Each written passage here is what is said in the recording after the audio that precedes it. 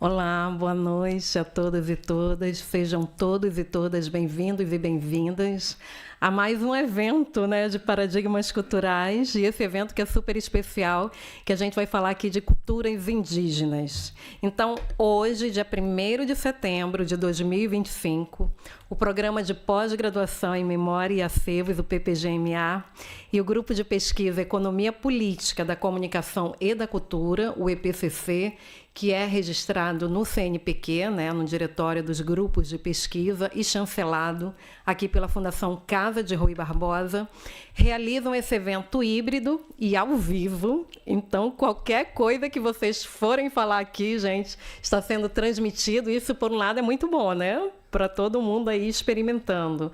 O nosso 18º ciclo de palestras Paradigmas Culturais Hoje, que analisa o tema Culturas Indígenas no século XXI. Imagine esse tema, é um tema bem difícil. A gente que está analisando aí vários temas, trazer a temática para o nosso século, traz mais desafios do que, na verdade, a gente fazer uma investigação do que veio antes, mas é tentar ver o que para onde é que nós estamos indo, o que é um desafio muito grande. Bom, meu nome é Eula Cabral, eu sou doutora em mestre, com pós-doutorado em comunicação. Eu sou professora da disciplina O Paradigma Cultural Hoje, aqui do nosso programa de pós-graduação em Memória e Acervos, e eu sou líder do nosso grupo de pesquisa Economia Política da Comunicação e da Cultura. Bom, esse 18º ciclo de palestras Paradigmas Culturais Hoje, que analisa esse tema Culturas Indígenas no século XXI, ele está ligado totalmente à nossa disciplina Paradigma Cultural Hoje. Então, para quem está chegando aqui no mestrado, normalmente a gente tenta trabalhar com essa disciplina todos os anos. Porém, o conteúdo sempre é diferente. A gente sempre traz novos desafios, trabalha as temáticas, tanto pelos autores clássicos, para a gente verificar como é que eles trabalhavam temas voltados para a cultura, quanto também analisando a nossa realidade atual, porque isso é fundamental para a gente que está na academia. Não apenas ficar na teoria, mas entender como é que isso interfere no nosso dia a dia. Bom, esse evento ele é gratuito, ele acontece aqui na sala de cursos, então o pessoal que está acompanhando a gente ao vivo, a gente realmente abriu o que seria uma aula, então para as pessoas que trabalham com essa temática de culturas indígenas. Então, a gente sabe que tem muita gente que acompanha o nosso grupo aqui com os eventos, não só aqui no Rio, mas em vários estados e até em alguns países. Então, isso é muito importante, porque todo mundo pode participar, a gente vai abrir para o debate. Então, o evento está ao vivo. Então, qualquer questão que vocês tenham, o pessoal que está aqui vai anotar ali no papel, para não ter aquele problema de direitos de imagem e de voz, para depois não reclamarem. Então, a gente tem um papelzinho ali. Eu vou pedir para a Natasha, representante da turma, para que ela depois pegue aqueles papéis para as perguntas, aí possa distribuir para o pessoal que está aqui. Para fazer suas perguntas, você coloca lá seu nome direitinho, faz a pergunta, porque é fundamental. Porque a gente está trazendo uma representante indígena, que daqui a pouco eu vou apresentar, exatamente para a gente tirar as dúvidas. Tá? Então, assim, é um momento, gente, assim, muito esperado.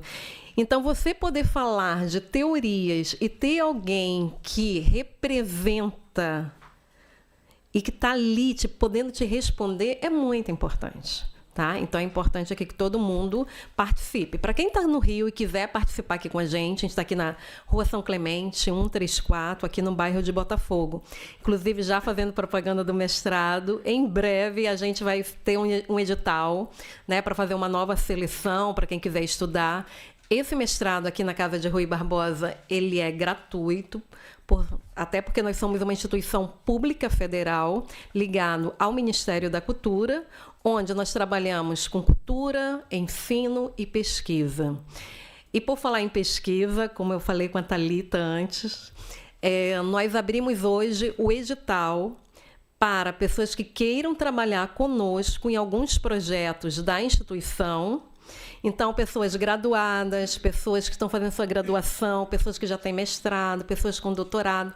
Gente, está aberta, né? Está aberta aí a nova safra para quem quiser entrar, e essas bolsas são pagas. Então, assim, é muito interessante para quem quer trabalhar aqui conosco. Inclusive, o meu projeto está aberto, que é sobre cultura, comunicação e informação na era digital, e temos 2 bolsas, tá? Então, olhem lá o edital.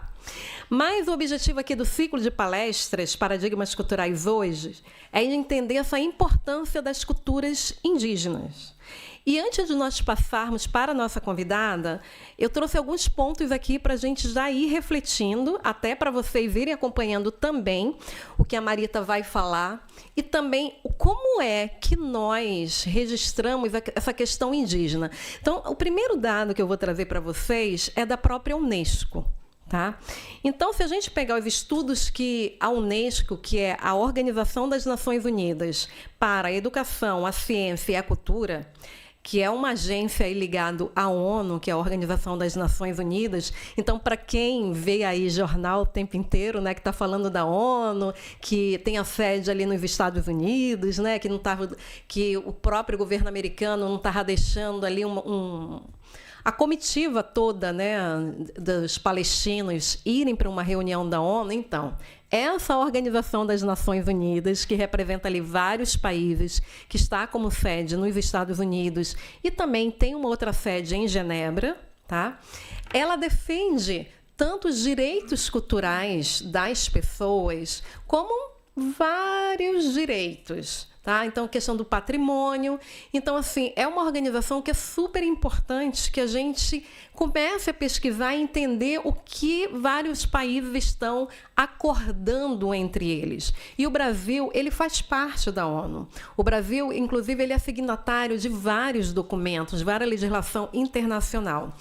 Então, a Unesco, ela fala sobre a questão de povos indígenas. O que seria povos indígenas para ela? Primeiro, ela, abrindo até aspas, esses povos indígenas vivem em todas as regiões do mundo e possuem, ocupam ou usam cerca de 22% da área terrestre global, com pelo menos 370 a 500 milhões de pessoas.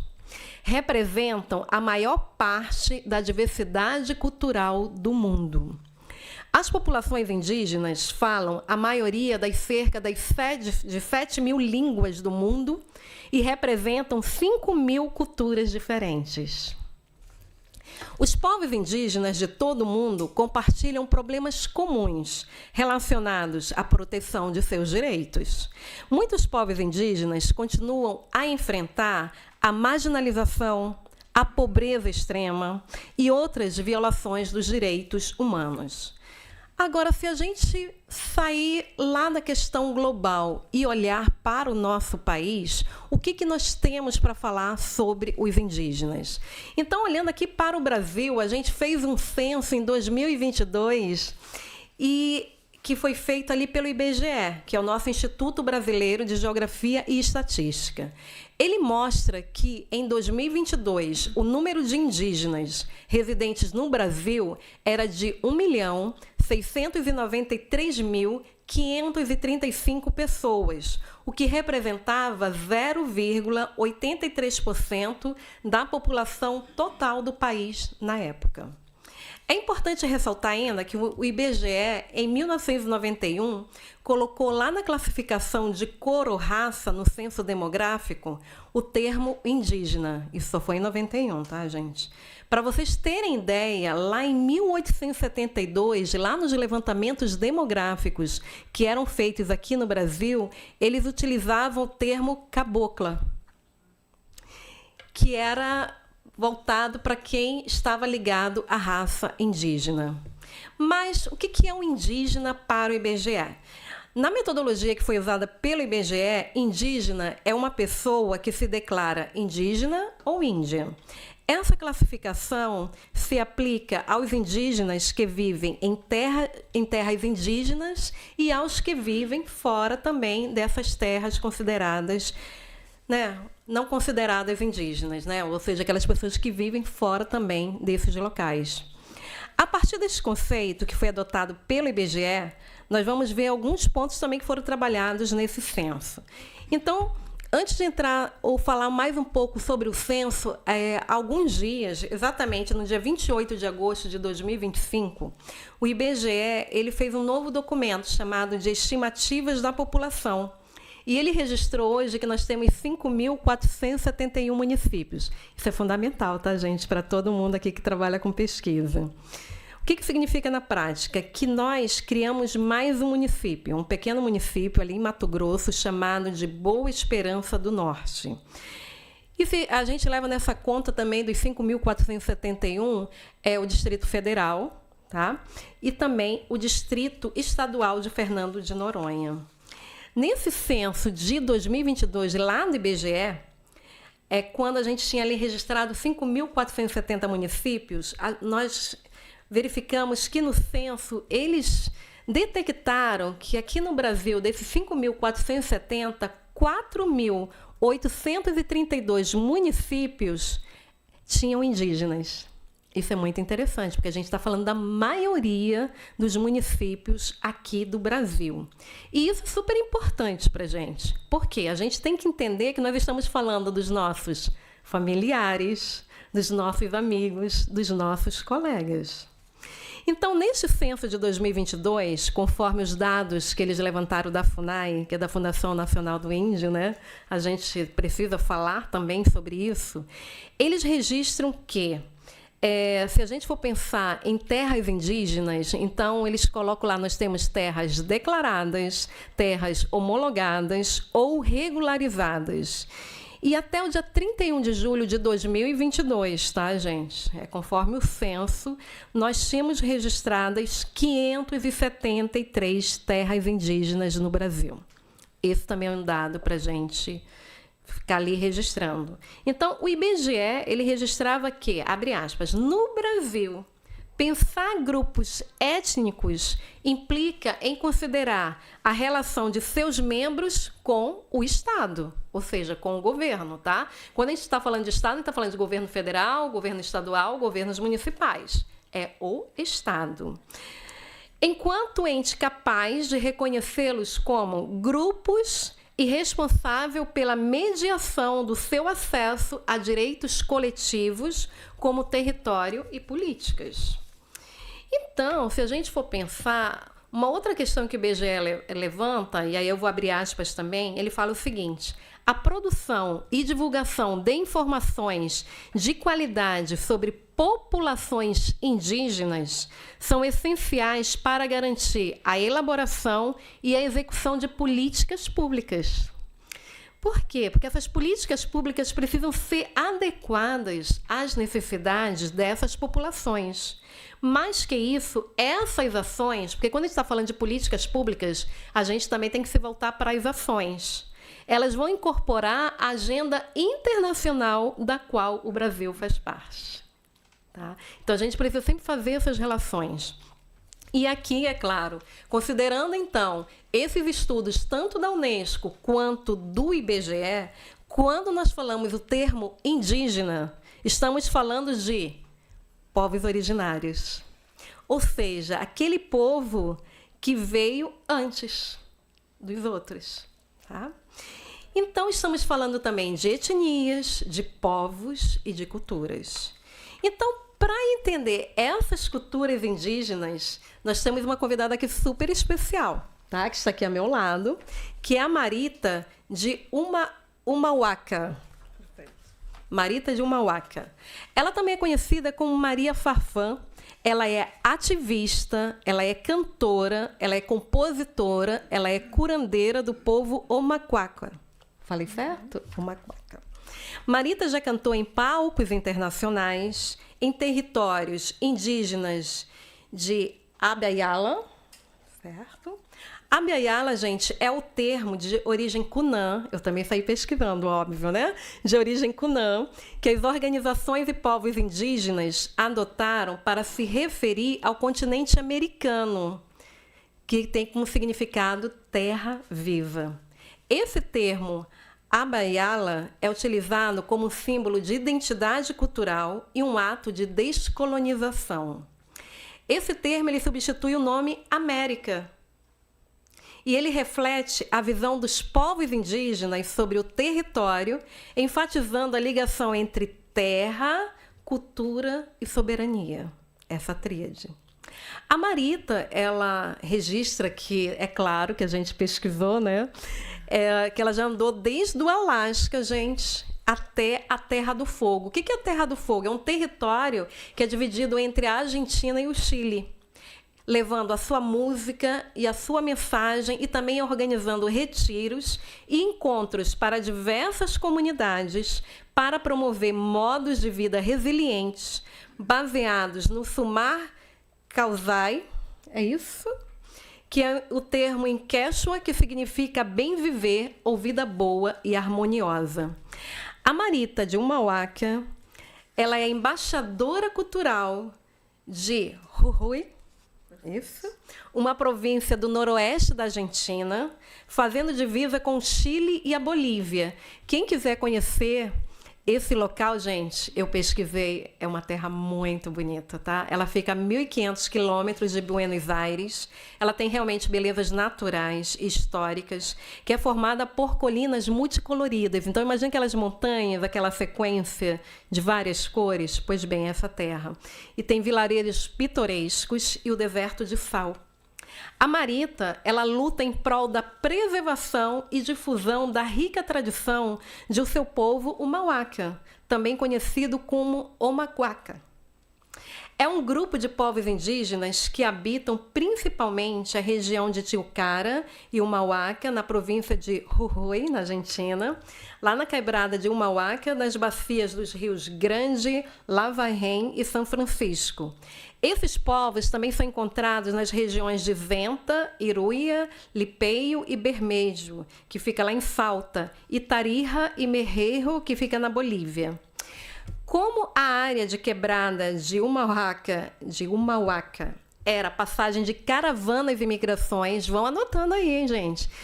Essa área ali era, na verdade, passagem de caravanas e migrações que receberam todo tipo de influências, inclusive do Império Inca, que, aliados ao Yamarás, ele invadiu seus territórios no século XIV e se estabeleceu em suas estratégicas cidades. A Marita de Umauaca também ela é vencedora do prêmio Atahualpa, que é de 2011, e ela foi secretária de Cultura do município de Umauaca.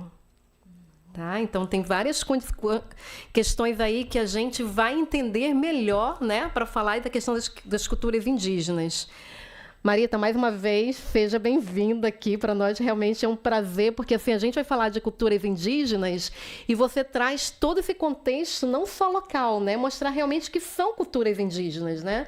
Toda essa riqueza cultural e mostrar também a questão da diversidade cultural, até para que a gente possa entender bem essas questões. E aí é importante que a gente entenda também como é que vai ser esse evento, né? A Marita vai falar, a gente vai falar, como é que é isso?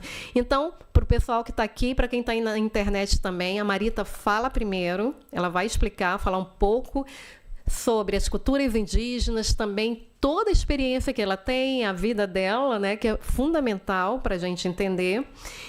E depois que ela terminar de falar, a gente vai abrir para as perguntas. Então, Natasha, com as perguntas, já pode pegar ali e distribuir para o pessoal, para todo mundo já ir fazendo suas perguntas, tá, gente? Porque quando a Marita terminar de falar, a gente abre, aí eu vou ler as perguntas de vocês, exatamente para evitar qualquer problema, né, de direito de imagem e de voz. Então, a gente vai ler para vocês, a gente vai ler as perguntas de vocês, e quem estiver na internet também pode fazer a pergunta ao vivo. Tá? Pode colocar aí no chat que a gente também vai ler e a Marita vai responder. Gente, é fundamental que todos participem, tá? Para que a gente tire todas as dúvidas. Então, vamos ouvir Marita para que a gente possa entender melhor toda essa riqueza cultural das culturas indígenas. Com você, Marita, seja bem-vinda.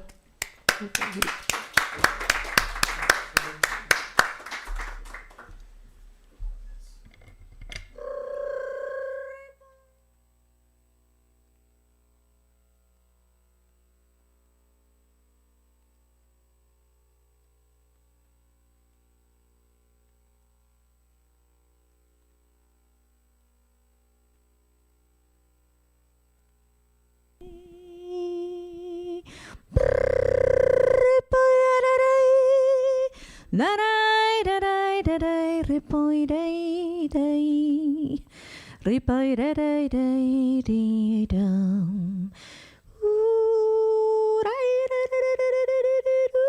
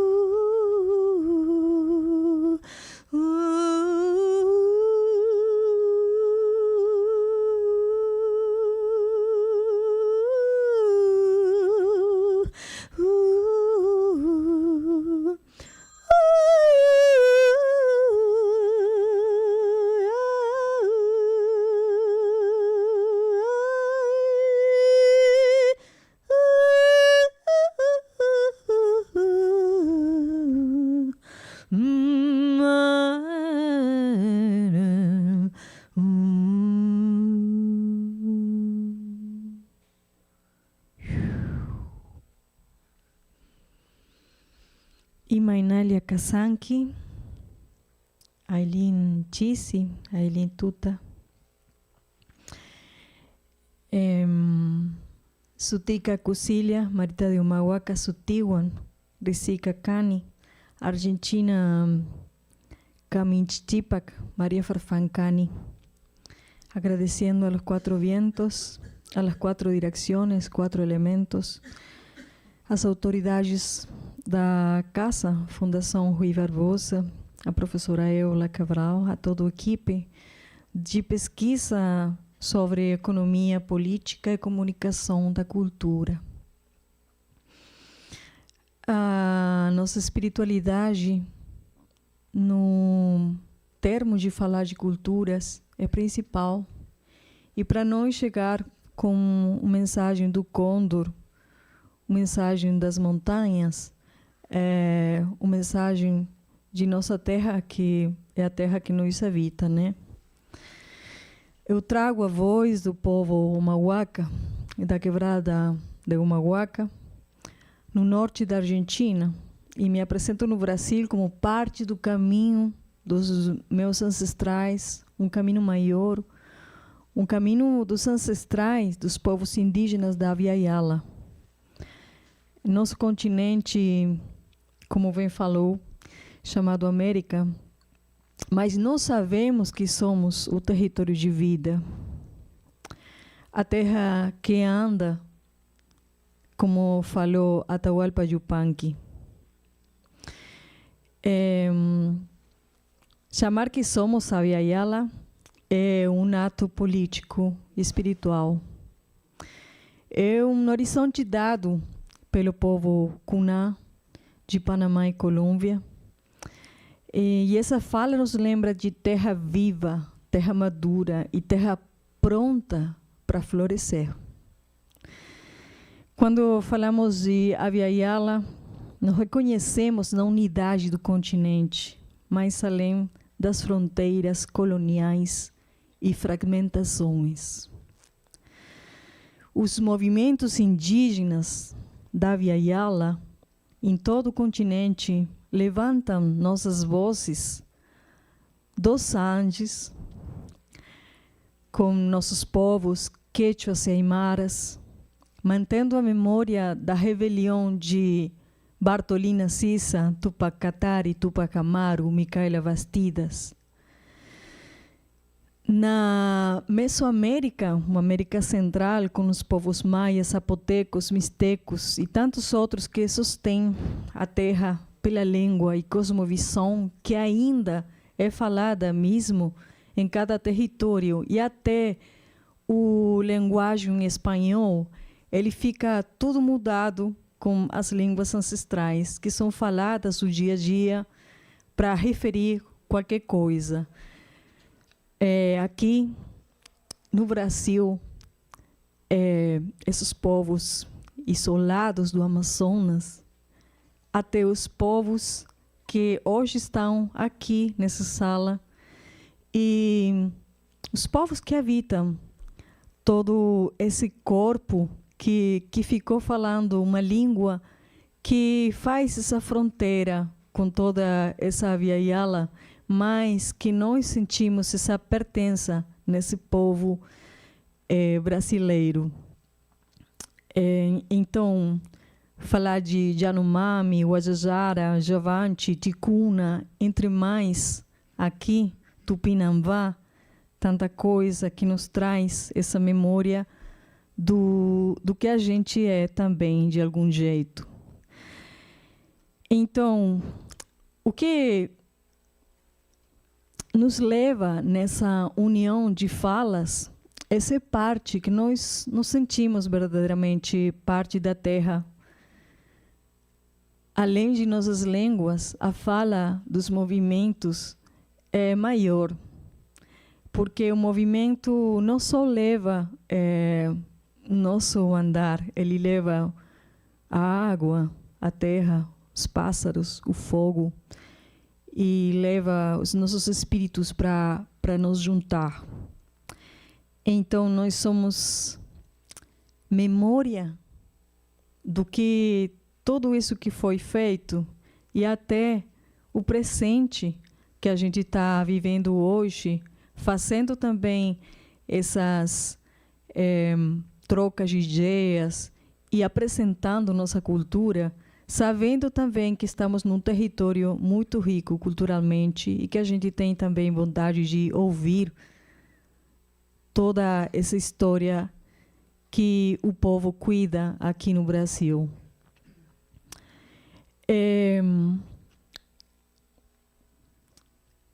Na nossa cultura, eu falaria os sejos em nossa cultura, principalmente nossa relação com a terra. A terra não é propriedade. A terra é nossa mãe, Pachamama, Nhaquemapu, Ivumararei.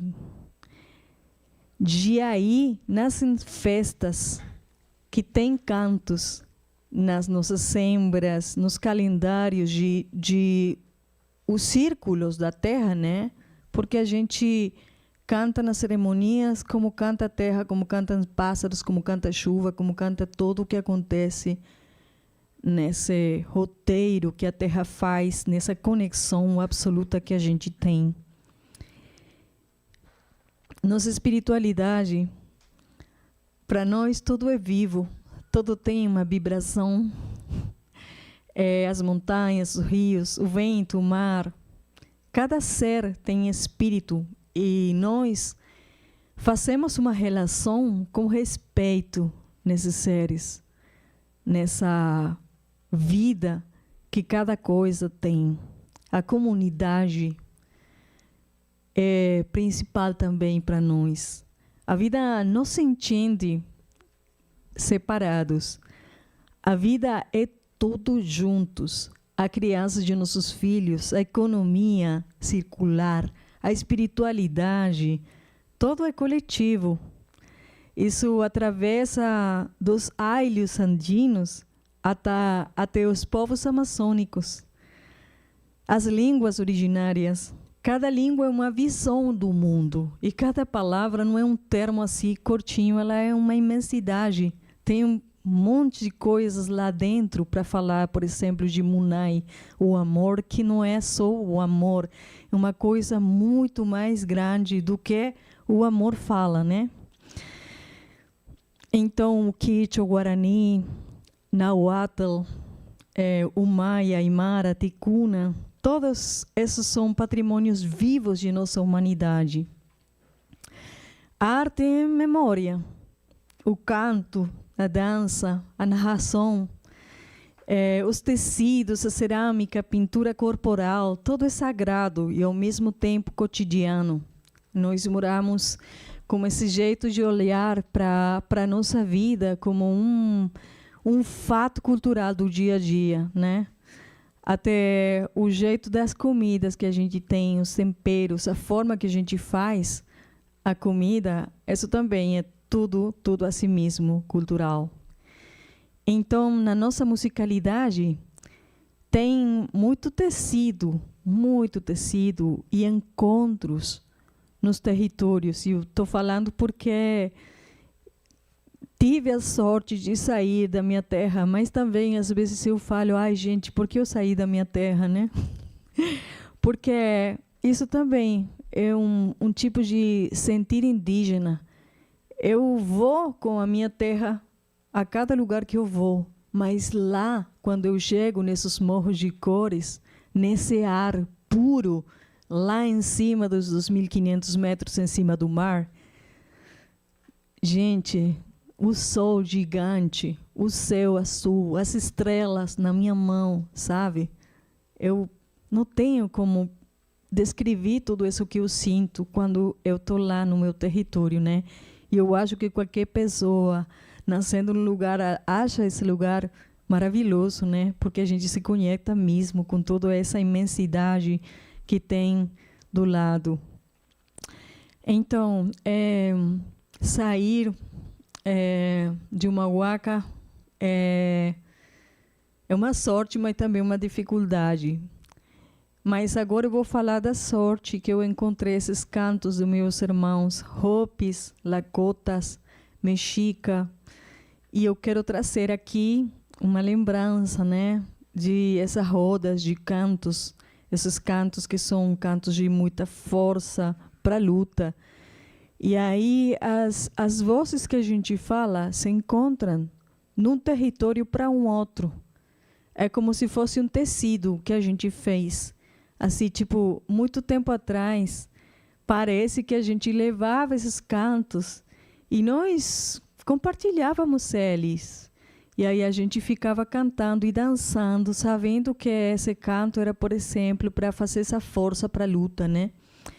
Então, sempre a batida do tambor, o maracá, esses instrumentos percussivos e a voz, que a voz é a alma que a gente bota na frente quando tem que cantar, quando tem que descer alguma coisa.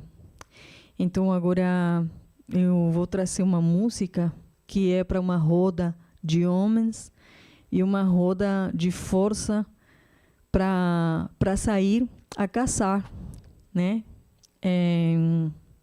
Esse canto é assim, vou tentar fazer aqui com tambor.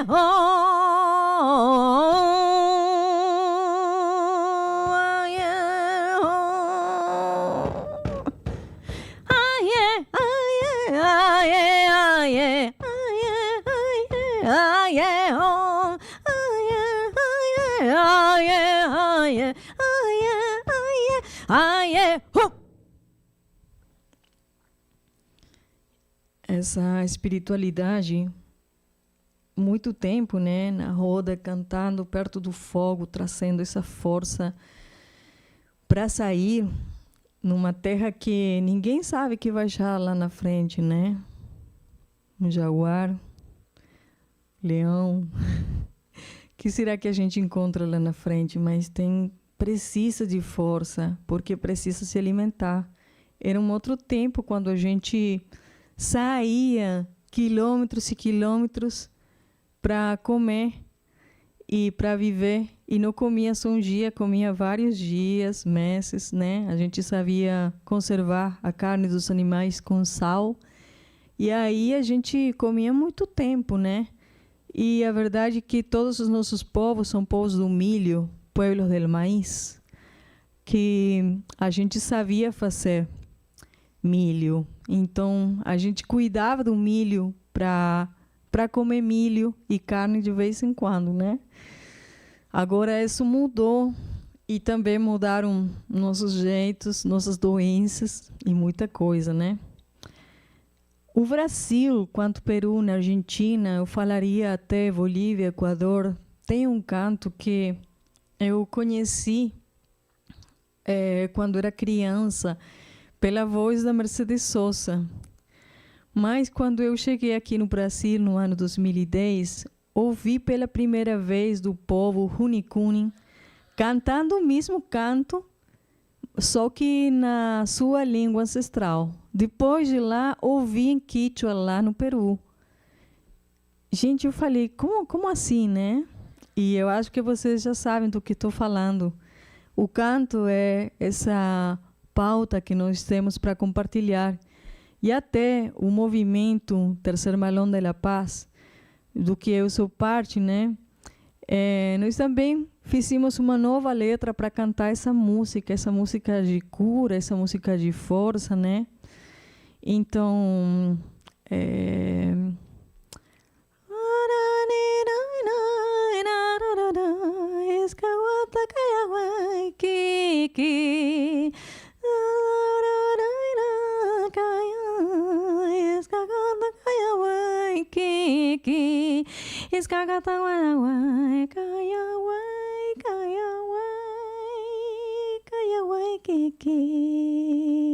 Mercedes Sosa. Ojos azules, no llores ni te enamores. Ojos azules, no llores ni te enamores. Llorarás cuando me vaya, cuando remedio no haya. Llorarás cuando me vaya, quando remédio não haya. E agora, como nós cantamos na rua, né, nas marchas da defesa da água, aquí está el malón cantando, luchando por los derechos. Aquí está el malón cantando, luchando por los derechos. El agua no se la vende, el agua se la defiende. El agua no se la vende, el agua se la defiende. Quisiera tomar agüita, agüita de la quebrada. Quisiera tomar agüita, agüita de la quebrada. De los valles de la Puna, de los cerros de las Yungas, de los valles de las Yungas, de los cerros de la Puna. Hayaya. Então, o tecido da música traz tudo isso que é a união dos povos. E eu quero trazer aqui uma situação que a gente atravessa quando você chega na Argentina, na Bolívia, para morar lá, como a gente fazia muito tempo atrás, no caminho de... esqueci o nome. Como é? Anapuaca é o caminho de o que saía da Bolívia até São Paulo, se lembra? Isso mesmo, o caminho Piabiru. Então, a gente já tem muito tempo de ir para cá, sair para lá, sabe? Muita troca de muitas coisas. Então, é muito triste se nós sentir, além da dor que a gente sente quando a gente se sente sem pertencer no povo, né? E a gente falou da diáspora. E nós aqui, na Via Yala, até temos um estado que a gente tem que fazer um visado e muita coisa para entrar nesse estado, né? E a gente fica assim fazendo uma luta semejante quando a gente morou muito tempo atrás nesse sítio, quanto aqui no Brasil, quanto em qualquer lugar, né? A gente se sente muito estrangeiro no próprio território, nesse território indígena. Então, além da cultura continental que nos habita todos, nós sentimos afora, como se a gente tivesse que pagar muito pela nossa mesma terra, né? O racismo, o despojo, a urbanização forçada cria uma sensação de vocês fora, nossos próprios estados, nossa própria Via Yala. E a verdade é que a cultura indígena ainda está viva e é uma semente que cresce. Em cada cerimônia, em cada língua falada, em cada canto que ressoa, que ecoa, nós fomos expulsados de nossas próprias terras. Até a nossa história, lá em Jujuy, a gente levou todo esse povo marrom para lá, para o território que nem a água tinha, lá, o salar, Salinas, e agora resulta que o ouro branco, né, o lítio, está lá. Então, agora fora de novo? Não, gente, não vai dar certo isso aí. A gente tem essa coisa de nos obrigar a migrar em cidades onde muitas vezes somos invisíveis, incluso dentro de nossos próprios países. Então, esses documentos nacionais, todo esse jeito que a gente tem que fazer para reconhecer que a gente tem que ter um RN, que a gente tem que ter uma identidade, é muito triste e é preciso falar. Caminhamos no nosso continente como se fôssemos da fora e somos a raiz profunda dessa Via Yala e somos o contendo dessa ancestralidade e dessa cura que se chama Sumar Kausai, que se chama Bom Viver. E que o bom viver é equilíbrio, complementariedade. Ninguém quer votar ninguém dessa terra. A gente quer morar juntos, mas nos juntamos, conversamos, nos complementamos, fazemos amizade, fazemos acordos. É isso o bom viver. A gente precisa de tudo, né? Agora tem tecnologia e nós temos a tecnologia ancestral. A gente precisa também dessa tecnologia ancestral. Hoje, ser indígena na Via Yala, indígena que está perto da cultura, nos faz enfrentar a perda dos territórios que são devorados pelo extrativismo, a perda dos territórios porque a gente tem que sair pela perseguição política. O racismo estrutural que nos mira como folclore quando a gente é terra, como passado.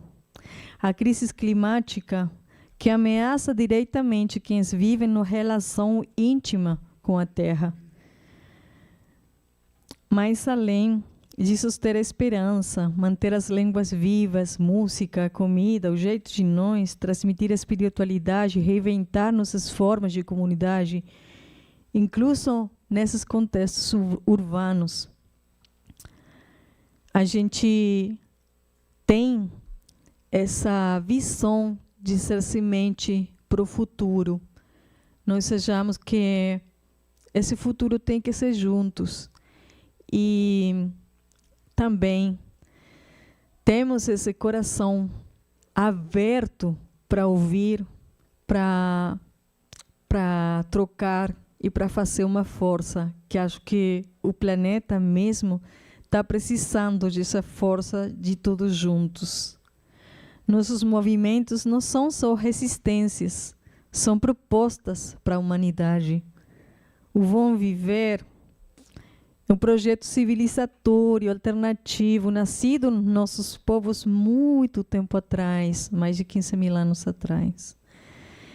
E nos invita a repensar como viver na harmonia com a terra e entre nós.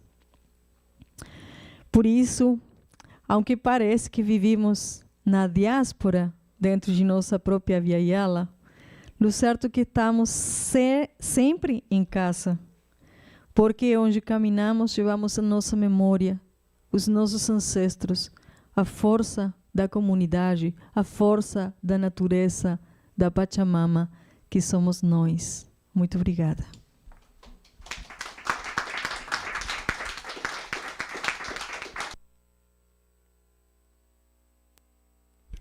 Obrigada, Marita, é bom te ouvir, até para a gente entender melhor, né, o que significa essa questão da terra, a questão da comida, da música, né, desse bom viver, que é esse conceito, né, que está voltando agora, né, até dentro da academia, né, o bom viver, o buen vivir, né, que todo mundo está lendo aí, que muitos acadêmicos estão trazendo para os estudos, que, na verdade, como a própria Marita falou, já se falava sobre isso há 1.500 anos atrás, né?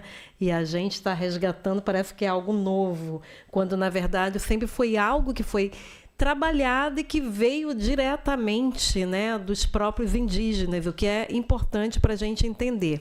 Mas aí tem várias questões, eu já sei que vocês devem ter feito as questões de vocês, por favor, eu vou pedir para a Thalita trazer as perguntas, por favor, traz, Thalita. Aqui na internet não vi ainda ninguém fazendo essas perguntas, mas podem fazer. Enquanto o pessoal está chegando, eu só vou lembrar para vocês aqui, nós temos o filho da Marita, que está aqui conosco, né, nos dando a honra.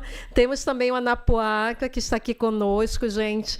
Ele que é o criador, né, da Rádio Yandê, né, uma rádio totalmente voltada para a cultura indígena. Então, até para entender um pouco mais da cultura, saber como é que isso é trabalhado. Então, assim, todo o material que é colocado ali dentro é feito por indígenas e para indígenas. Não é isso, Anapuaca? E isso é super importante, porque, às vezes, a gente que está aqui do outro lado, né, a gente acha que sabe mais. A gente acha que a gente pode dizer o que precisa ser feito, quanto, na verdade, a gente precisa ouvir para entender.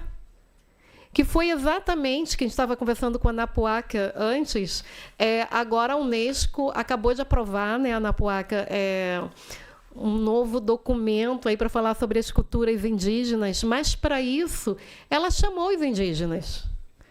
Não é isso apenas de colocar questões para a sociedade ou para os países pensarem, não. Vamos ouvir e vamos trazer o que é ser, quais são as culturas, o que precisa ser defendido, como ser defendido, que direitos indígenas são esses. E isso é importante para a gente entender um pouco mais, porque a gente precisa entender.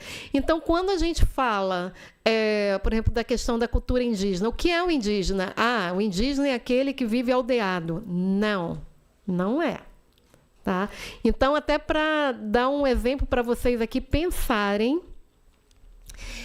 quando os europeus chegaram aqui no Brasil, né, que encontraram os indígenas, ou Ou depois, vamos trazer aqui para o século XXI, nós aqui, os brasileiros, estamos aqui no Brasil, aí chega um europeu aqui e olha para a gente e fala assim, aquele brasileiro tem que ser aquele cara que no mínimo ele só tem, no mínimo não, no máximo ele tem que estudar, mas ele não pode entrar nos cursos superiores para que ele não tenha conhecimento, ele só pode entender de cursos técnicos e fazer somente aquilo que nós queremos, porque nós somos os países principais e eles precisam ser do jeito que nós queremos para serem brasileiros. A gente não aceitaria, né? Porque nós queremos crescer, nós queremos chegar nos lugares, nós queremos levar nossas culturas.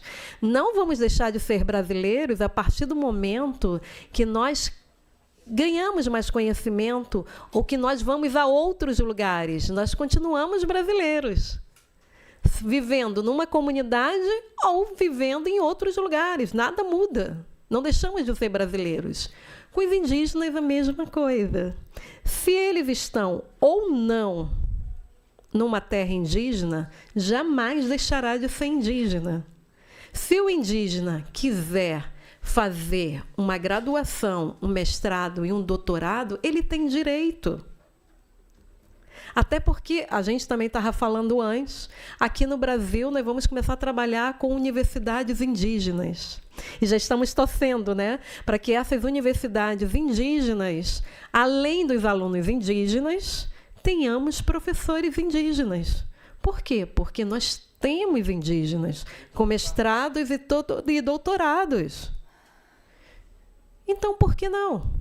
Então, por que tanto preconceito que a gente tem em relação às culturas indígenas? Por que o indígena ele não pode sair do seu lugar e se qualificar cada vez mais? O que nós entendemos por culturas indígenas? Então, é importante para a gente pensar e vamos colocar aqui a nossa querida Marita para responder aqui o que todo mundo está colocando, porque agora vai ser bem interessante. Vamos lá, vou começar aqui com a que chegou aqui, está aqui em cima. Larissa Gama Lobac está ali, aqui aluna do mestrado. Oi, ela pergunta o seguinte, o seu território sofre ou sofreu as ações de mineradoras? Na sua visão, como frear uma atividade tão predatória? Bom, nós temos muita história com isso. Foi a primeira vez na minera El Aguilar, mesmo no departamento Humahuaca, no meu território. Agora, esse território onde nós moramos é o território que a gente chama de terras raras, né? Então, está cheio, lotado de minerais que fazem funcionar as coisas novas, as novas tecnologias, né? Então, a primeira vez foi a empresa que chegou lá nesse território. E eles fizeram um acordo com as comunidades, falando que gente, vocês estão aqui tão só, né? Que não tem água, que o milho tem muita dificuldade para crescer mesmo aqui. Então, nós queremos comprar essa terra e vocês vão para um outro local, mas a gente vai pagar vocês. Essa foi a primeira vez que eles chegaram no ano 1940. Nesses anos, a gente está lutando muito, do ano 2001, está lutando muito pelo jeito das minérias do lítio, né? A gente saiu muito para a rua para tentar parar, a gente conseguiu.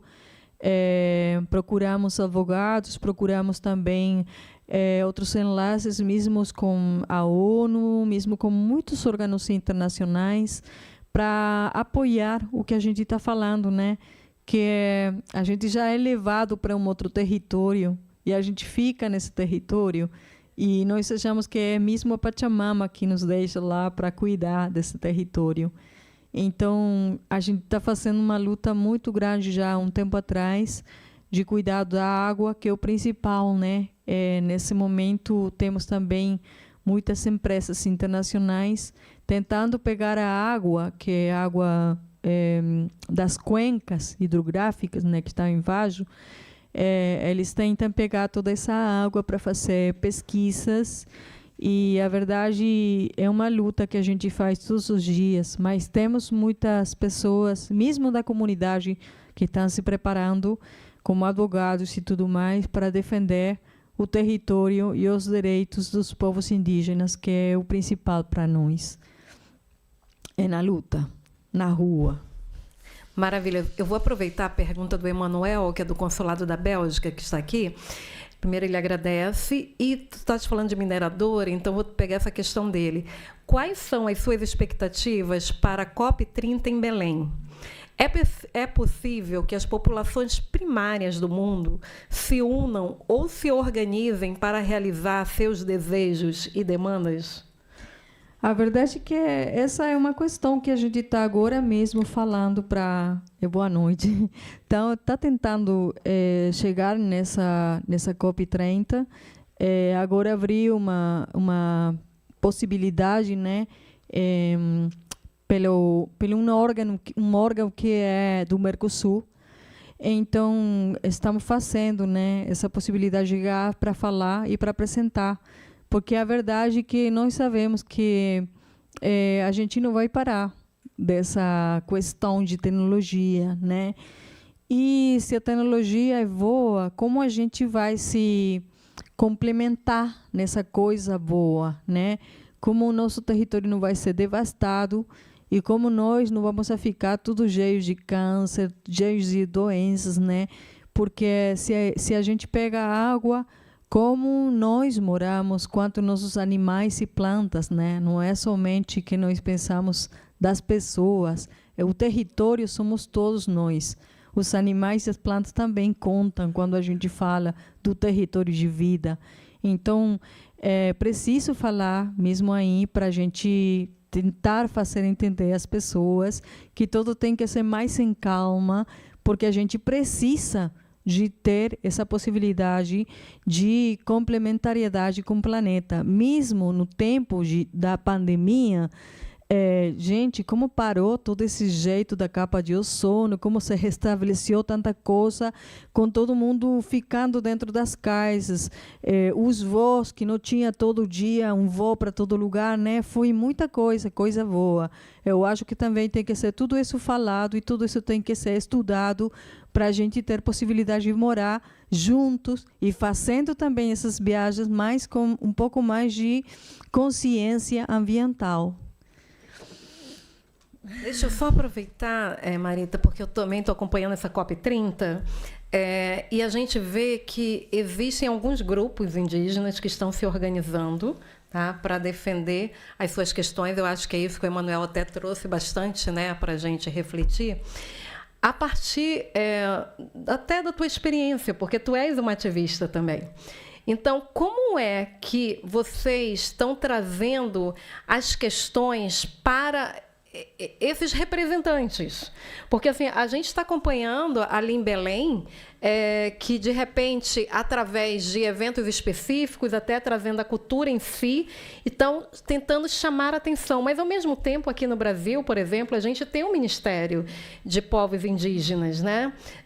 E esse ministério também está se organizando, mas a gente vê, por exemplo, nos telejornais, e aí a gente tem o Anapuaca aqui, né, que trabalha com a questão da comunicação indígena, que depois ele pode até, vou trazê-lo daqui a pouco aqui para frente para ele falar um pouquinho para a gente também, mas como é que tu olhas como ativista essa organização desses povos realmente? Está organizado? Será que com essa vinda de estrangeiros para Belém, que houve até uma crise, né, de dizer que Belém não estava preparada para receber várias pessoas de fora e colocaram a questão de alto valor para as pessoas ficarem hospedadas, mas não era só isso, era uma questão também de estar realizando aqui no Brasil e ali em Belém, no meio da Amazônia. Existe realmente uma organização? Dá para a gente colocar as questões indígenas em pauta? Ou o que vocês estão observando? Porque a gente sabe, gente, que uma COP não é apenas naquele momento. A COP ela se faz bem antes. Tá? Então, todos os documentos que vão chegar para serem negociados, eles têm uma pré-negociação antes. Então, eles são feitos em cada país, são meio acordados entre os blocos, e depois eles trazem para que haja uma mera discussão e no final seja redigido um documento. Isso são essas reuniões internacionais que quem acompanha sabe como é que os líderes, na verdade, políticos trabalham. O que você está trazendo agora é importante, né? Porque hoje na Argentina, por exemplo, nós nunca tivemos um Ministério de Povos Indígenas. Hoje na Argentina é um país que está completamente esquecido e até o presidente falou de matar os indígenas que ainda tem na Argentina, né? Então, por isso a gente está aqui, se cuidando. E, olha, a verdade é que a gente saiu... as mulheres do meu povo, as mulheres de Jujuy, saíram mesmo na rua, fizeram uma caminhada do norte de Jujuy, desde La Quiaca, La Quiaca, que é o ponto norte mais próximo da Bolívia, até o centro da cidade, falando da proteção da água. Aí nós estamos levando adiante muitos documentos, mesmo com outros órgãos da comunidade consciente da Argentina, mas a verdade é que se a gente fala mesmo da pauta da presidência ou das instituições da Argentina hoje, a Argentina está completamente devastada, né? A gente não tem mais ministério, nunca tive, né? Ministério de Povos Indígenas, mas o espaço que tinha, tipo como o FUNAI, que ainda tem aqui no Brasil, na Argentina já parou todo, isso acabou agora. Acabou também no Ministério de Culturas e acabou muito programa de cuidado, de proteção, o meio ambiente também acabou. Então, é muita coisa, né, que foi tirada para trás. Então, nós estamos fazendo as nossas lutas quase sozinhos, né? Cada comunidade, até a Federação Mapuche é uma coisa que no sul da Argentina, nós temos um outro movimento e assim a gente não consegue se juntar. Que isso eu acho muito bom aqui no Brasil, no ano 1977, que foi a primeira vez que a gente se juntou para fazer essa união dos povos.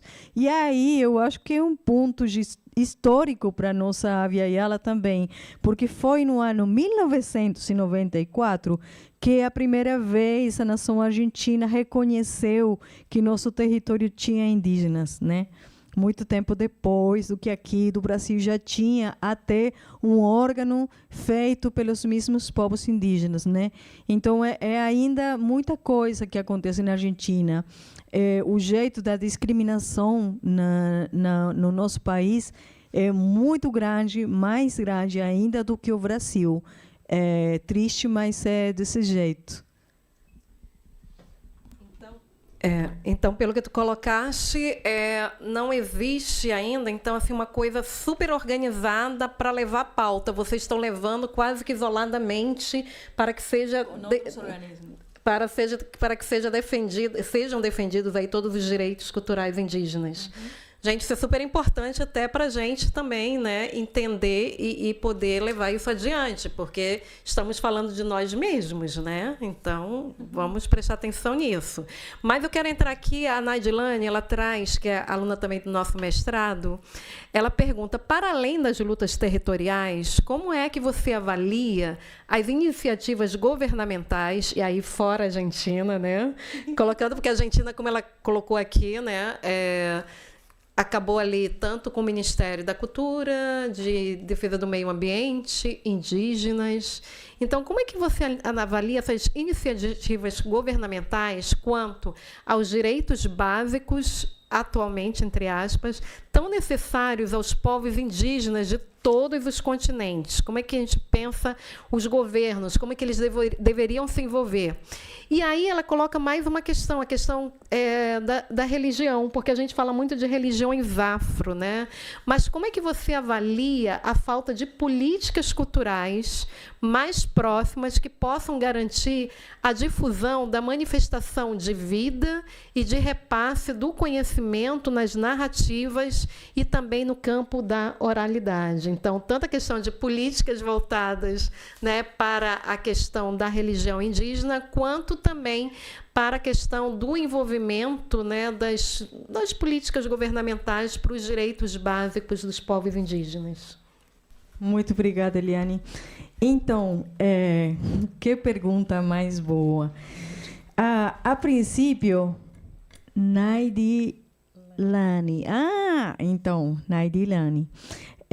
Olha, a princípio, o que a gente tem, além das lutas, a verdade, estou fazendo um estudo mesmo das constituições. Mesmo quando cheguei no Brasil, eu fiz o estudo da Constituição do Brasil e me achei muito fora, porque até na Argentina tem a possibilidade de voto, né?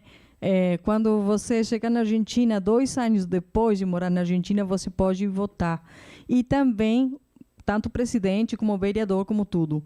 E também você pode fazer sua carreira política na Argentina. Aqui no Brasil não pode, não. Tudo isso está falado mesmo na Constituição do Brasil.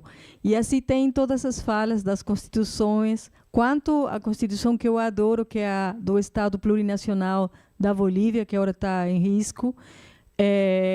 Tudo assim, tipo, ainda não tem direitos básicos pela população indígena, quanto aqui no Brasil, falados mesmos no termo da lei, né?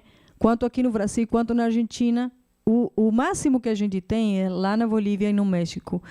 Mas tem artigos que falam dos direitos dos povos, né? Mas o direito é assim básico: água, moradia, muita coisa assim pequenininha, né? Então tem muita coisa ainda para construir, mesmo na área da cultura e da espiritualidade, como você está perguntando aqui, na religião, por exemplo.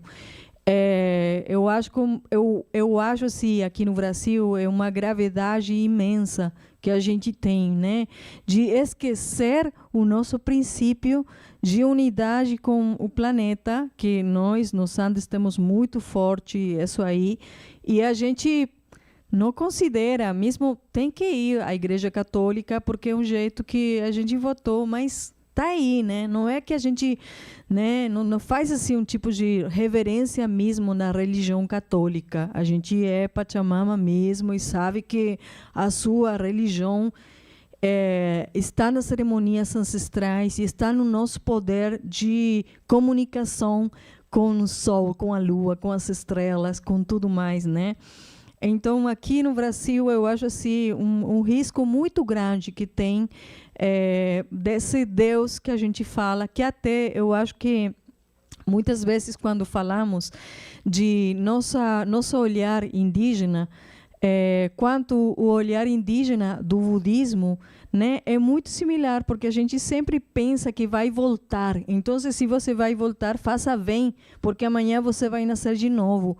Então, se você nasce de novo, o que vai deixar para a sua próxima vida, né? Não é somente as pessoas, não é somente a montanha, o rio, é todos os dias fazer o bem, né?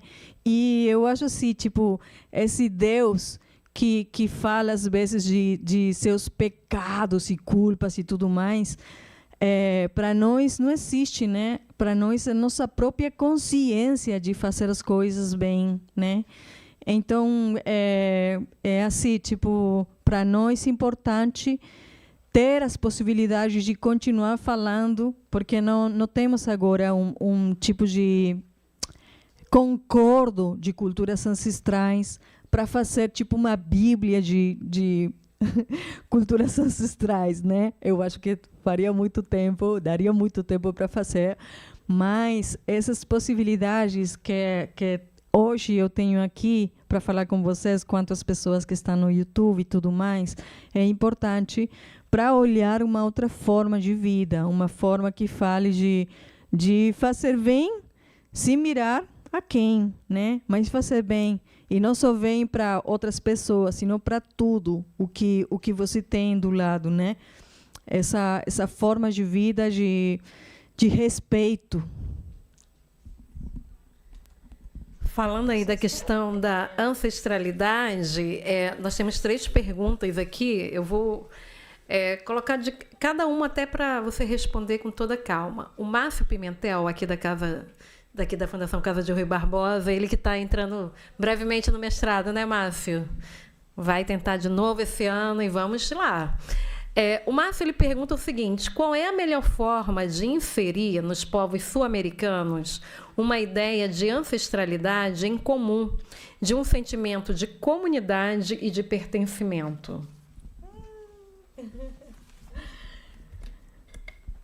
Muito obrigada, Márcio. A verdade que é isso, né, o que a gente estava falando. Saber que nós somos parte do planeta, além dos lugares onde a gente nasceu. Mas aí tem esse jeito, né, que é a briga que a gente tem todos os dias, né, de tentar falar como ocidental, para falar, olha, tudo bem, mas me respeita, esse é o meu jeito, tudo bem, né? É difícil mesmo concordar, porque o tempo todo tenta avassalhar quanto o que você acredita no jeito da religião, quanto o que você faz, né?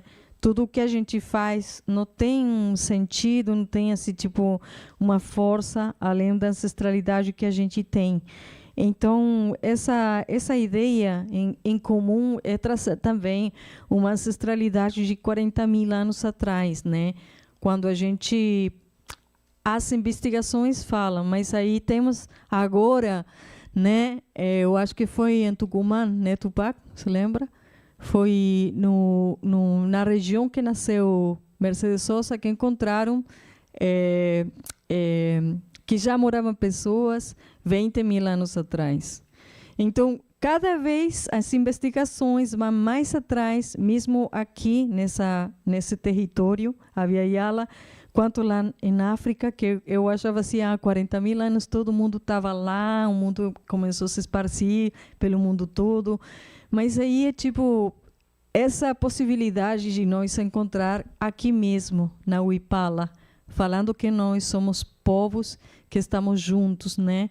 Além dos continentes, além das cores, além dos jeitos, né? A gente tem que tentar fazer essa comunidade hoje, porque o mundo precisa da comunidade, cada quem com a sua cultura, mas respeitando as outras culturas e tentando fazer desse planeta um lugar habitável para todo mundo, porque isso também, se não respeita o planeta, se não respeita as coisas do planeta, se é todo para explodir, né, para explorar e tudo mais, não vai dar certo. A gente tem que respeitar, que cuidar. Não tem uma outra possibilidade na frente, pelo menos para nosso olhar mais calma, né?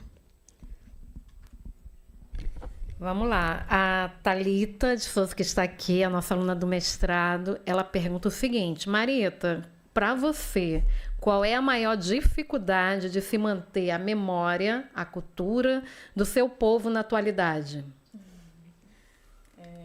Obrigada, Thalita. Então, a gente, tanto aqui como em qualquer lugar, eu acho que está esquecendo muito dos avós, né? Eles ficam sozinhos. A gente, às vezes, faz assim, uma visita para eles e está ouvindo um pouco falar, mas não está cuidando mesmo dos avós. E eles são os guardiãos da ancestralidade, da cultura. A oralidade precisa, e a gente tem que fazer documentário de nossos avós, a gente tem que falar com eles, ouvir eles, até as bobagens que eles falam, né? É importante lembrar, porque tudo isso faz parte da nossa cultura e faz essa força que a gente precisa para o dia a dia. Eles, além de ter morado num tempo atrás que não tinha celular, que não tinha nenhuma coisa, eles trazem essa memória que nós precisamos para ainda continuar nesse planeta. E a maior dificuldade hoje é isso, e eu acho que não é somente lá em Humahuaca, sino em cada lugar. a gente esqueceu dos avós. Quanto a gente esquece das crianças, né? Porque as crianças, nós falamos que criança é um avô novinho. Então, também dá um lugar para essa criança que tem uma coisa para cantar, para dançar, para, né, experimentar e ouvir muito e fazer essas rodas de conversa quando a gente faz esse respeito por cada pessoa que está lá e está ouvindo todo mundo quanto falar, cantar, qualquer coisa que a gente quer compartilhar nessas rodas que a gente faz, é importante trazer essa memória. Maravilha, vamos lá. A Bruna Azevedo, que está aqui, também aluna do nosso mestrado, aqui em Memória e Acervos, né? Ela fala o seguinte, Marita, você é uma cultura viva. Como tem sido ou quais são suas ações para ensinar as novas gerações? Tu falaste agora sobre isso, mas a gente quer saber quais são as suas ações para ensinar as novas gerações que irão lhe ver como uma ancestral, uma referência de vida indígena, para perpetuar a luta e cultura viva indígenas. Bom, muito obrigada, Bruna, muito obrigada. Olha, eu acho que foi quando eu tinha 20 e poucos anos, uma amiga minha me falou, eu preciso cantar como você canta, eu tenho que lembrar como cantava minha avó, eu preciso pegar meu tambor e cantar. E eu falei para ela, eu não consigo, né? Porque eu não sei como fazer esse ensino de cantos, né? Aí ela insistiu tanto que eu comecei a fazer oficina de canto. E a primeira vez que eu fiz uma oficina de cantos foi para mesmo no meu município, para jovens do meu município que tinham 15 e 16 anos. E foi muito, muito bom, porque eles até nessa idade, né, ninguém quis saber de cantos ancestrais, sabe? Eu gosto do rap, eu gosto do rock, eu gosto de não sei o quê. Pronto, eu também gosto, mas não esqueça que você vem desse canto, que você tem essa raiz.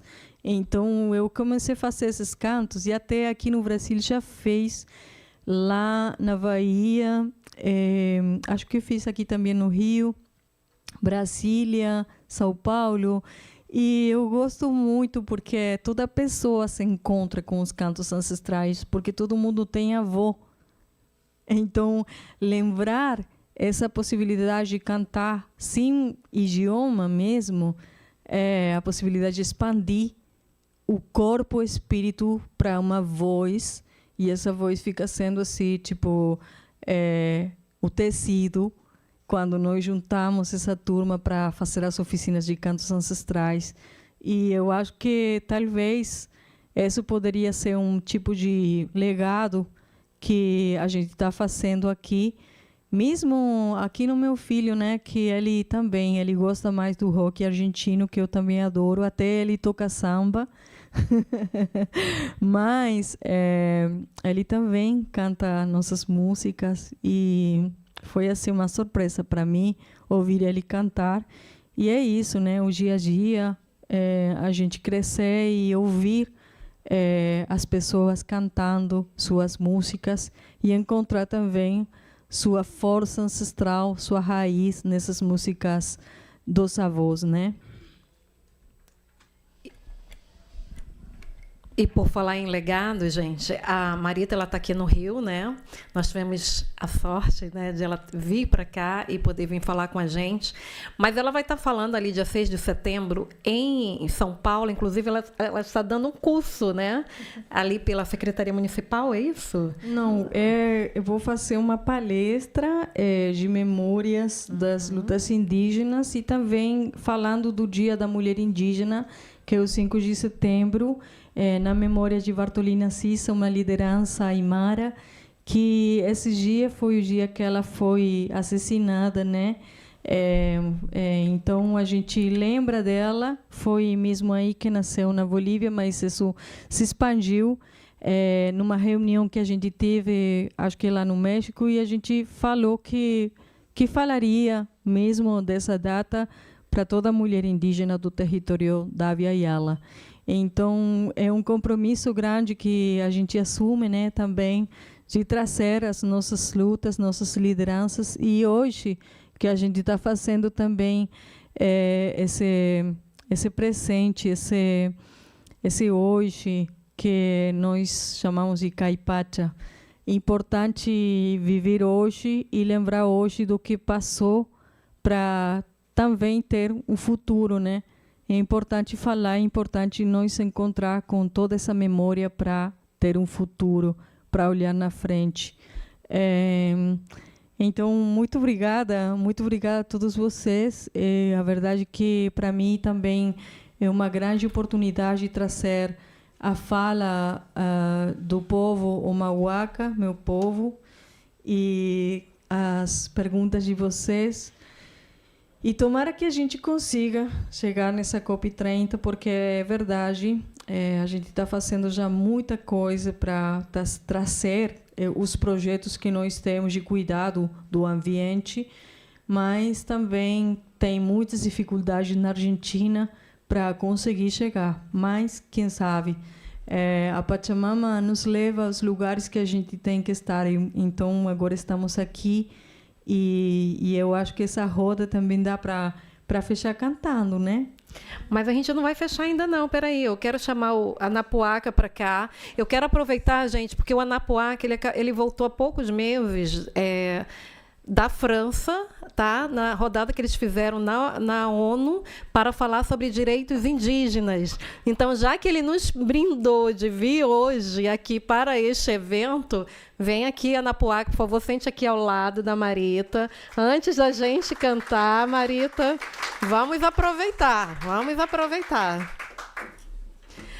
Bom, deixa eu dar para ele um microfone aqui.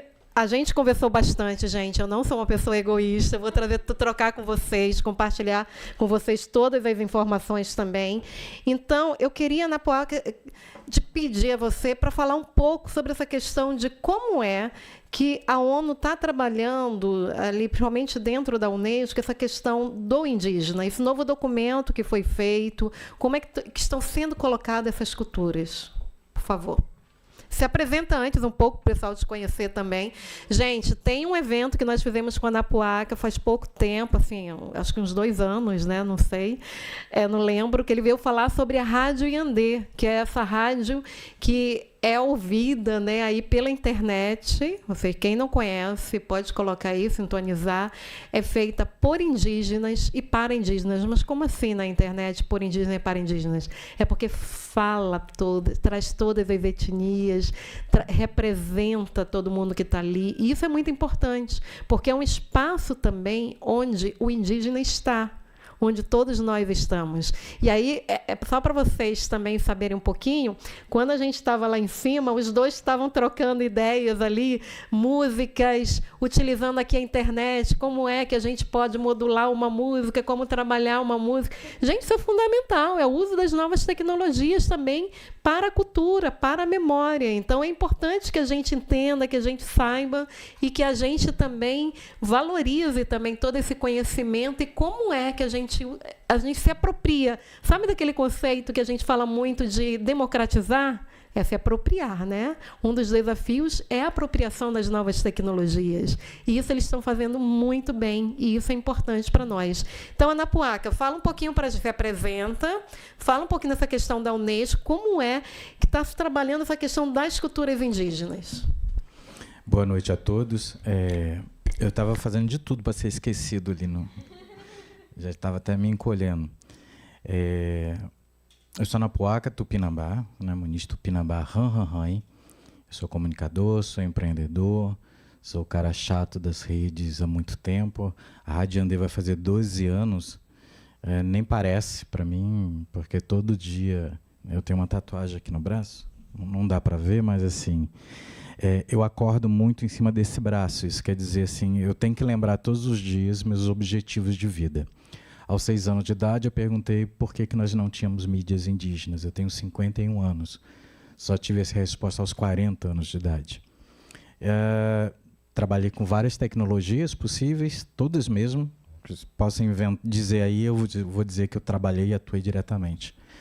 A experiência de ter ido para Paris, né, tem várias, mas especificamente de poder entender que o cenário da comunicação indígena global, ela ainda tinha-se muito um olhar da comunicação de massa convencional, que não faz sentido nenhum. Para mim, nunca houve sentido de entender que comunicação de massa faz sentido para povos indígenas, principalmente no Brasil, que tem uma diversidade tão grande. Diversidade cultural são diversidades comunicacionais. Então, um dos assuntos mais profundos, eu tive o privilégio de dar curso para indígenas de várias regiões do planeta. E isso é uma outra questão, porque a maior parte da comunicação indígena global está massificada pelo ambiente e o cenário que é posto para ele e olhar internamente. Então, toda a comunicação indígena da diversidade ela é fundamentada pela cultura. Cada cultura constrói suas dinâmicas de linguagens de comunicação e depois você externaliza isso. Esse é um princípio mais básico da etnomídia indígena.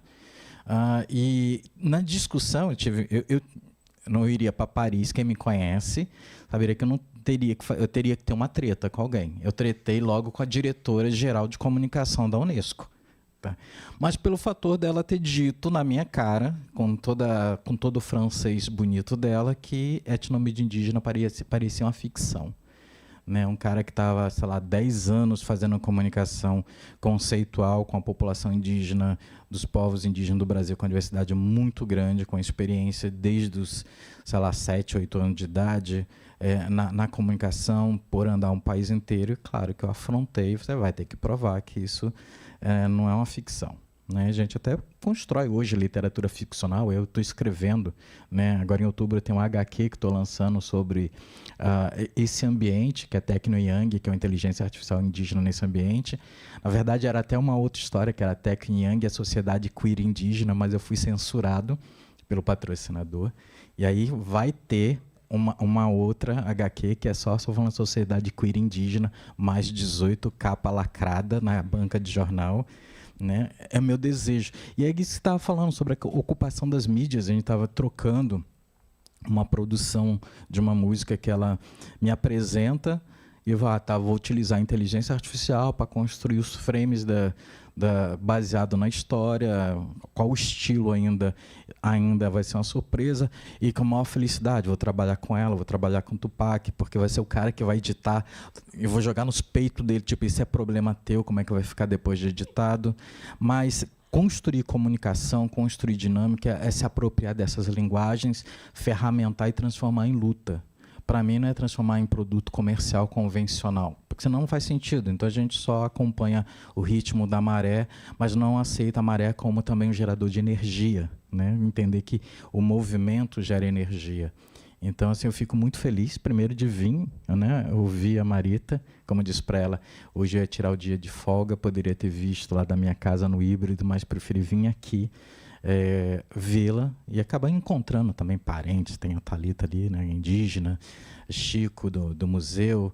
É fantástico. Isso, muito obrigado pela oportunidade de estar aqui e entender que comunicação indígena é um player, é fundamentado.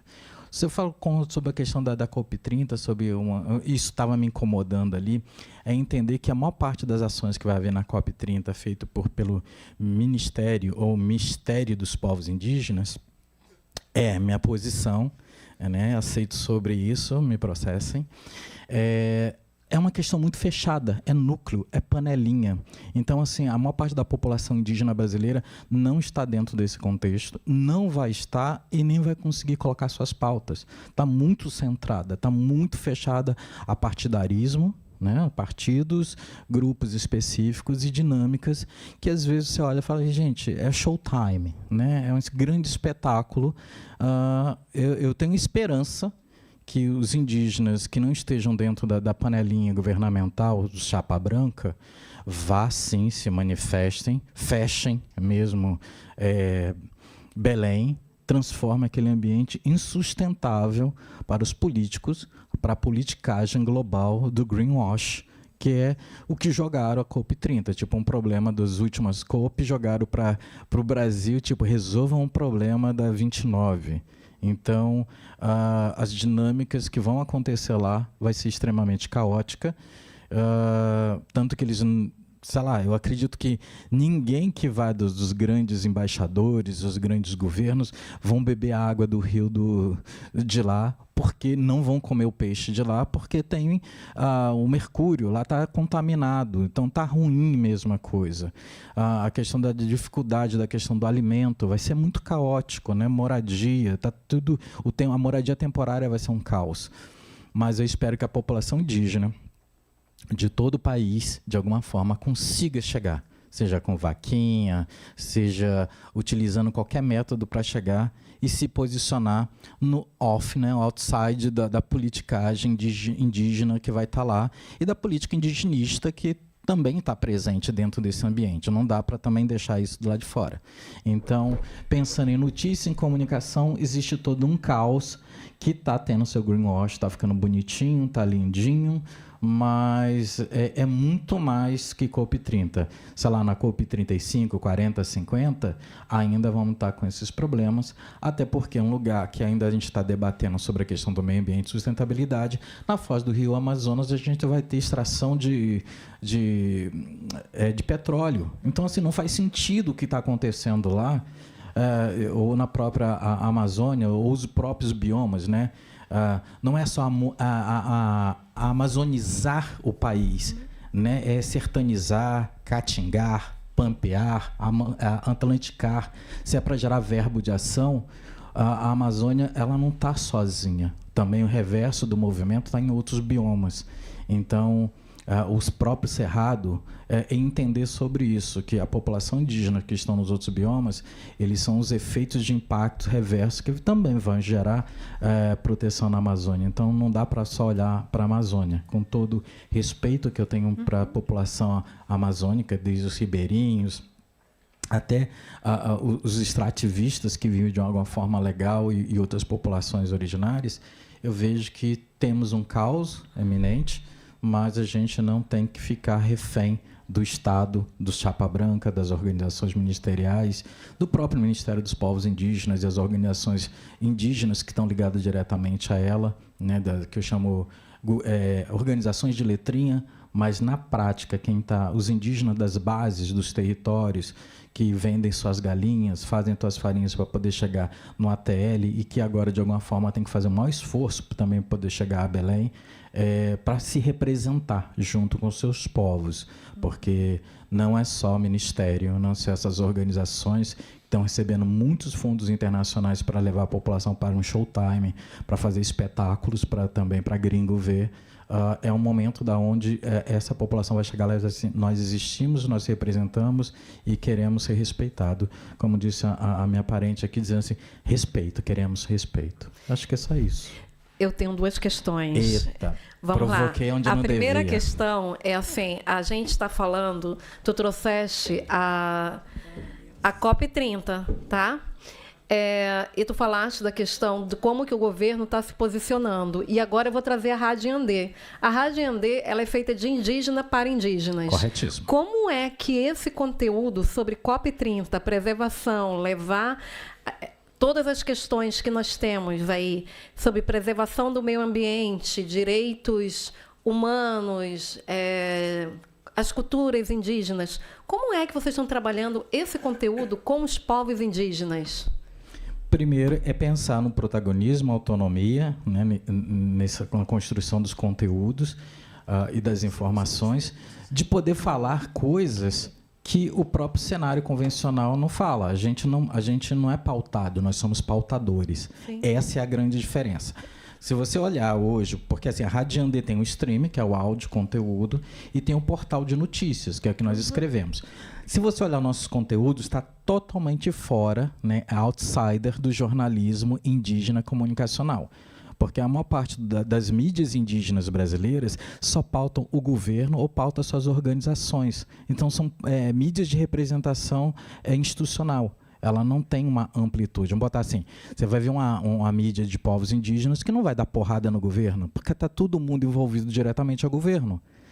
como mídia, como a Rádio Andê, a gente não tem rabo preso com ninguém, a gente não recebe financiamento, a gente não tem empresa que nos representa e diz assim, olha, a marca tal, a gente tem essa autonomia. Então, todos nossos colunistas, nossos representantes vão ser críticos mesmo, vão construir assuntos e pensamentos sobre reflexões do que não é convencional, não é a própria pauta, né? Se está legal, não é se uma instituição X vai estar lá no palco, né, num grande evento ou nas rodas de conversa só para dizer assim, ó, nós temos um artista X ou um ministro Y para dar status. Não, é ser crítico, mas um crítico também com propostas. A Rádio Andê, desde que ela se entende, ela sempre foi propositiva nos questionamentos. Vamos botar um exemplo sobre o que foi inventado a partir de uma pauta da Rádio Andê do ano passado. A gente pensa muito na vanguarda do que tem que ser dito. A gente escreveu sobre o futuro da diplomacia no Brasil, falando sobre a sustentabilidade e essa juventude.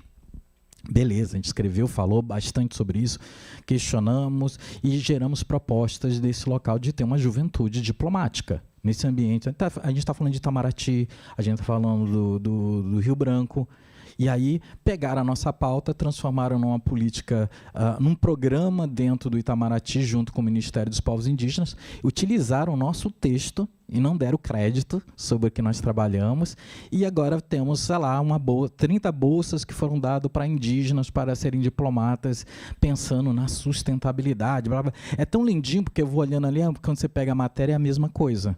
Então, assim, eu fico feliz por isso, não chateado porque não deram crédito à Rádio Andê, mas a gente pautou para um outro cenário, um outro olhar, aonde a diplomacia indígena, tanto fora e dentro do país, ela tem que ser feita. Essa importância de representatividade. Se a gente não está dentro do território, do palco, do poder ou da dinâmica, vamos falar uma questão da universidade, quem vai ser o reitor indígena? Quem vai ser os diretores de cadeira dos cursos indígenas? Temos que ter essa representação não só por status, mas sim por necessidade. Quando abriu os campi indígenas pelo país, representando essa universidade que vai estar em Brasília, né, existe até umas perguntas, por que Brasília? Né? Eu penso na centralidade, mas, ao mesmo tempo, entender que os campi dos povos indígenas nos estados, né, nos 27 estados, talvez até a gente bote uma lá em Fernando de Noronha, só para fazer exagero, tem que ter, sim. Porque quando existe um órgão racial, e vamos pensar de racialização, quando existe um órgão que é da população negra, existe essa representação negra. E se faz questão sobre isso? E por que quando é com povos indígenas, a gente não tem? Né? Por que é FUNAI? Né? A gente tem até uma presidenta. Mas quando você pensa na estrutura de representação, de decisão, não é realmente. Porque assim, a presidência da FUNAI, ela ouve conselhos de não indígenas e brancos. Quando a gente pensa em instituições também, mesmo o Ministério dos Povos Indígenas, ela é transversal a também uma política partidária branca, porque o próprio partido que representa dentro do seu estatuto não tem pauta indígena. E aí a gente pensa nisso, porque os partidos influenciam as suas políticas de governo, as políticas de governo influenciam as ações de programas de políticas públicas para povos indígenas. Então, assim, é muita, né, relação circular. E isso, às vezes, até cansa, mas, como comunicação, a gente tem a responsabilidade de pautar e provocar cenários não pensados. Porque o pensado óbvio, todo mundo faz. Você vai ouvir e ver no Boa Noite, né, do Jornal Nacional, ouvindo no rádio, fazendo propaganda de Belo Monte, dizendo que é energia essencial para o país. Eu vi isso no rádio vindo para cá. Então, gente, é porque a gente está colocando até isso, a questão de como é que a gente olha para o indígena, né? E como é que eles colocam as pautas e conversam com os outros indígenas, porque isso é importante para a gente entender. A própria Marita, ela trabalhou como secretária de cultura no município dela. Então, isso é muito importante, também trazer todas as pautas, né? Trazer todas as questões do que é essa cultura indígena, porque é muito fácil a gente colocar as nossas pautas, né? A gente está acompanhando aí essa COP30 e a gente vê que muita coisa está sendo colocada, mas será que estamos sendo consultados? A consulta prévia é muito importante. Né? Essa consulta prévia, ela é fundamental. Então, é importante que a gente olhe até para a nossa Constituição, quando essa última Constituição de 88, que ela vai falar dos direitos fundamentais, ela foi feita para todos. É para todos nós. Né? Então, é a grande vitória de toda a sociedade, né? Da sociedade realmente ver o que ela tem como dever e também o que ela tem como direito. Né? Então, os povos indígenas também estão ali, todos nós estamos ali. Então, é importante a gente valorizar todas as culturas. E isso a gente vem trabalhando não só pela Constituição, pela legislação, mas também no nosso dia a dia, né? Como é que a gente está respeitando o outro, ou a gente está ouvindo o outro, ou a gente quer apenas falar pelo outro, né? Então, assim, qual é o direito de fala que a gente dá? Quando a gente fala tanto da questão do indígena ou a questão do negro, né, ou mesmo de outras culturas que chegam no nosso país, porque é multicultural. E aí? Será que a gente está respeitando ou será que a gente está ignorando, como está acontecendo agora, né? Hoje não se fala mais, não se aceita mais o imigrante. Acha que o imigrante está chegando e tomando os lugares em todos os países. Não. Se a gente for pensar aqui no Brasil, é uma questão que foi trabalhada essa semana. O Brasil ele é um país multicultural. Todas as pessoas aqui são formadas por várias raças, né? Então, assim, é importante que a gente aceite o outro, sabendo que o outro também somos nós. Então, até que ponto a gente está respeitando ou aceitando o outro tal como ele é, né? Então, isso é importante para a gente trazer também para os nossos estudos. E isso a gente está fazendo aí, trabalhando essa questão das teorias, né? Então, como a própria Marita colocou ali, ela está ali descansando um pouco, né? Para poder ela voltar aqui, poder cantar para a gente fechar esse evento. Mas é importante a gente saber, é importante a gente verificar, é importante a gente estudar e é importante a gente dar a voz para ouvir e entender melhor, até para a gente ter todo esse contexto também das políticas. Marita veio da Argentina. Assim como no governo passado tentaram acabar com a questão do Ministério da Cultura, lá também estão acabando. E aí, como é que a gente vai preservar as culturas? Como é que a gente vai preservar o meio ambiente? Como é que a gente vai cuidar do outro? Então, a gente tem que aprender a ouvir e realmente a cuidar. Então, para fechar, vamos fechar, Marita. Marita quer fechar. Vamos ouvi-la. Vamos ouvi-la para que a gente possa realmente entender toda essa cultura, porque a Marita ela trabalha a partir da música. E é a partir daí que ela transmite toda a cultura de seus povos para as futuras gerações. Sim, muito obrigada. A verdade é que eu acho que, para mim, eu tive a sorte, né, de nascer na Argentina. Você falava, no momento atrás, das questões da universidade e até eu fui convidada para fazer parte do estudo de universidade indígena aqui no Brasil. A gente fez uma reunião muito interessante lá em São Paulo no ano passado e eu trouxe também muitas vivências que a gente tem na Argentina, né? Nós não temos uma quota que falam aqui no Brasil, né? Nós temos possibilidades. Então, meu pai, ele já chegou na universidade muito tempo atrás. E temos essa sorte, né, de ter possibilidade de fazer licenciatura, masterado, doutorado, e a gente faz. E até sempre que a gente tem um tempinho, pega mais um. Porque a universidade na Argentina é gratuita, é uma universidade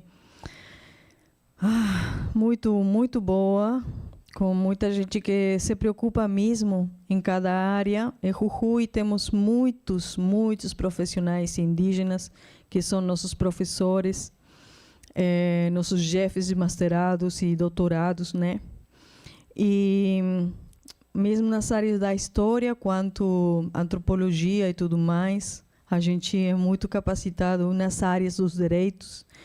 Eu fiz no ano passado doutorado nos direitos dos povos indígenas. E eu não gosto nunca de falar, licenciado, né? Eu nunca vou falar dessas placas, porque eu acho que a gente não é uma placa, a gente é gente. Então, eu sou cantora principalmente e curadora com a voz, eu acho, principalmente. E depois eu fiz todo esse jeito que quase obrigada pelos meus pais, porque tinha possibilidades, como estou falando.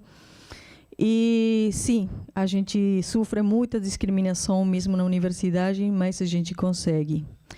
E eu gosto muito que aqui no Brasil hoje estejam falando de ter universidade indígena, além do que a sede da universidade fica lá em Brasília, além de muitas coisas que eu acho assim um pouco ruins, mas eu acho que tem que ter na Via Yala toda, para a gente também, nas áreas que a gente fala, ter possibilidade de um estudo maior quanto da religião, que fez uma pergunta sobre a religião, mesmo na universidade, falar mesmo disso, falar de nossas músicas, de nossos tecidos, cerâmicas e tudo mais. A gente precisa, para não esquecer.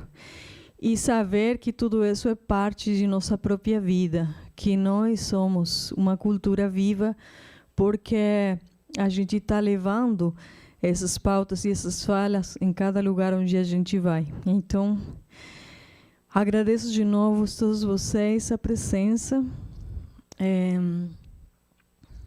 Calhacama, Tincunacama. Nós vamos nos encontrar pronto. Isso que a fala. A gente não fala adeus, né? A gente fala até mais. Porque sempre vamos ficar juntos e vamos tentar, né, co-criar nessa oralidade dos povos ancestrais, tendo em conta também que todos somos ancestrais, que todos temos avós, que todos temos memória, e trazer as memórias vivas desse território para tentar viver de um jeito que seja melhor para todo mundo,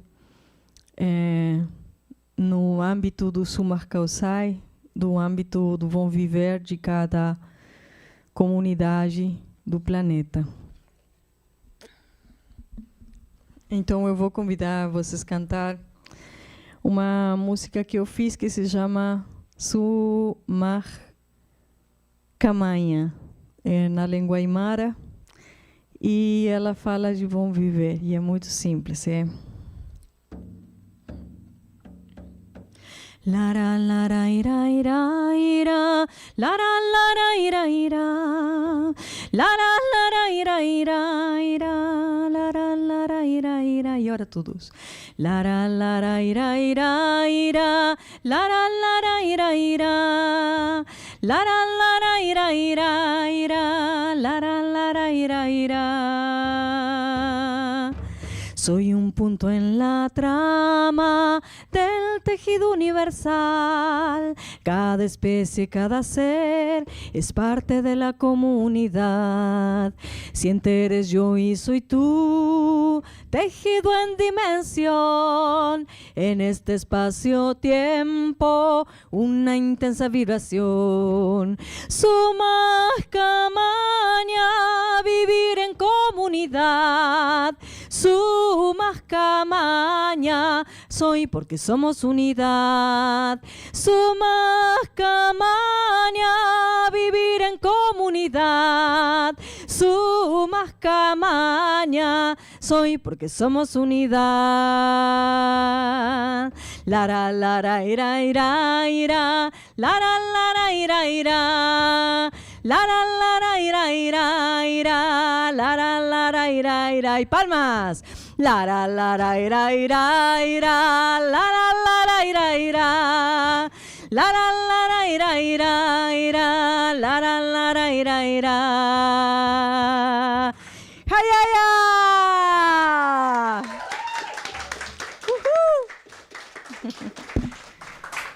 Gratidão! Muito obrigada, Marita. Muito obrigada também a Andapuaca, que participou aqui com a gente, né? Para nós, realmente, é um privilégio ter vocês dois aqui, principalmente a Marita, que se disponibilizou a estar aqui, né? Dividir tanto conhecimento conosco. Para a gente foi fundamental, Marita, para a gente entender realmente, né? E até ver como a música ela consegue trazer essa cultura e trazer essa questão também do que representa, né? Toda a questão da história, a importância da memória das culturas indígenas que são levadas não apenas ali na Argentina, mas em todo e qualquer lugar. Estamos todos juntos. Sim. Lara, lara, ira, ira, ira.